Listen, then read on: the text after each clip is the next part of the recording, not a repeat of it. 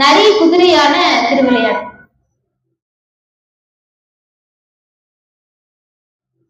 சிவபெருமான் என்ன பண்ணிருக்கிற, மிதிலை நாட்டிலே திரியக்கூடிய நரிகளை எல்லாத்தையும் பரிகளாக மாற்ற. சிவபெருமான் நினைச்சிருந்தா குதிரையவே கொண்டு வந்திருக்கலாமே. ஏன் ஒரு நிறைய குதிரையா மாத்தி கொண்டு வர்றதுக்கு குதிரை, உண்மையான குதிரையே கொண்டு வந்திருக்கலாமே. ஏன் கொண்டு வரல அப்படின்னா, இந்த மனிதர்கள் எங்களால எல்லாம் முடியும், நாங்க தான் ரொம்ப பெரியவங்க, இறைவனால முடிஞ்சது எல்லாமே எங்களாலே முடியும் அப்படின்னு சொல்லிட்டு இருக்காங்க. இப்போ சர்க்கஸ்ல எல்லாம் பார்த்தோம்னா குரங்க வச்சு வித்த காமிப்பாங்க, அடுத்து சிங்கத்தை வச்சு வித்த காமிப்பாங்க, புலிய வச்சு வித்த காமிப்பாங்க, டால்பின் வச்சு வித்த காமிப்பாங்க.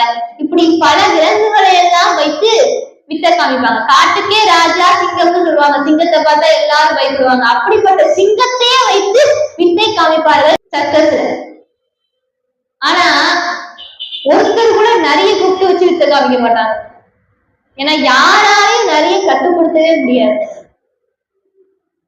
அந்த நரி யாரு பேச்சையும் கேட்காது, யாருக்கும் அடங்காதது அந்த நரி. அதனால அந்த நரிய மட்டும் வச்சு நரி பக்கத்திலே போக மாட்டாங்க, யாருக்கும் அடங்கவே அடங்காது. அப்படி யாராலும் அடக்க முடியாத நரியை நான் அடக்கி பரியாக மாற்றி அந்த பரி மீது அமர்ந்து கொண்டு நான் வருகிறேன் அப்படின்றதுக்காக சிவபெருமான் குதிரை மீது அமர்ந்து கொண்டு வர. குதிரை சேவகனாக பெருமான் வர, நெற்றி நிறைய திருநீர் பூசிக்கொண்டு ஒரு சாதாரண ஒரு ஆடை அணிந்து கொண்டு, குப்பாயம் என்று சொல்லக்கூடிய, அதாவது குப்பாயம் என்றது ஒரு சட்டை, அந்த மாதிரி ஒரு சட்டையை அணிந்து கொண்டு சிவபெருமான் அந்த மாதிரி ஒரு சட்டையை அணிந்து கொண்டு ஒரு குதிரை சேவகனாக வர. குதிரை மீது அமர்ந்து கொண்டு, ஒரு குதிரையில அந்த குதிரை மீது அமர்ந்து கொண்டு தன் கையிலே அந்த பிரம்பு அதை வைத்துக் கொண்டு வருகிறார். இப்போ மன்னர்கிட்டெல்லாம் செய்தி தெரிஞ்ச உடனே மன்னர் வேகமா அவரும் பாக்குறார். எல்லாரும் அமைச்சர்கள்லாம் இருக்கிறாங்க, எல்லாரும் பாக்குறாங்க. இப்ப குதிரைகள்லாம் வருது, தன்னுடைய அந்த நகர வீதியிலே நடத்தி போட்டு வர. அப்போ அந்த வீதியில இருக்கக்கூடிய எல்லோரும் பாக்குறாரு,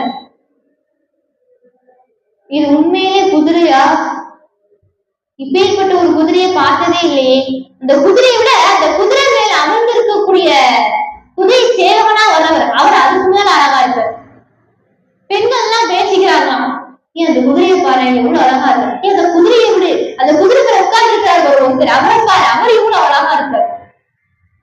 சிவபெருமான் சாதாரணமா காளை வாகனத்தின் மீது வரும் பொழுதே அழகா இருப்பார், ரிஷப வாகனத்திலே வரும் பொழுதே சிவபெருமான் அவ்வளவு அழகா இருப்பார். இதுல குதிரை மேல வர்றாருன்னா சொல்லவா வேணும். இப்படி குதிரை மேல அமர்ந்து கொண்டு வர்ற சிவபெருமான் பார்க்கறதுக்கு அவ்வளவு அழகா இருக்கார்.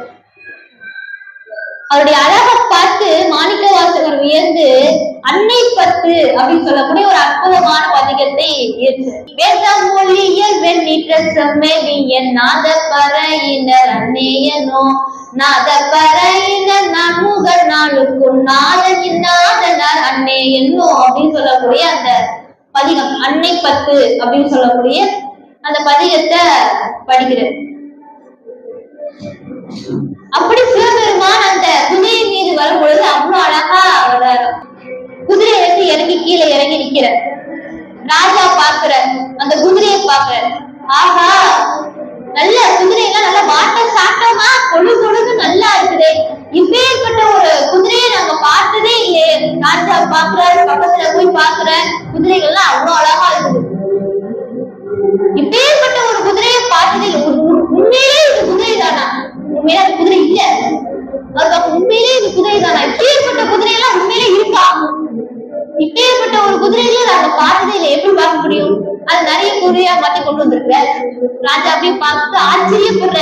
உடனே திருவாரூரர் அவர் கூப்பிட்டு சொல்ற, ரொம்ப காலம் தாட்டி வந்தாலும் நல்ல குதிரைகளா இருக்குது, நான் ஏதோ தவறு செஞ்சுட்டேன், என்ன மன்னிச்சத பொறுத்து கொள்ளுங்க, நல்ல குதிரைகளா தான் நீங்க வாங்கிட்டு வந்திருக்கிறீங்க, இப்பேற்பட்ட குதிரையை நாங்க பார்த்ததே கிடையாது, நம்ம பார்த்துக்கவே முடியாது. அப்படி பாக்குறாரு, ரொம்ப மகிழ்ச்சி மன்னருக்கு.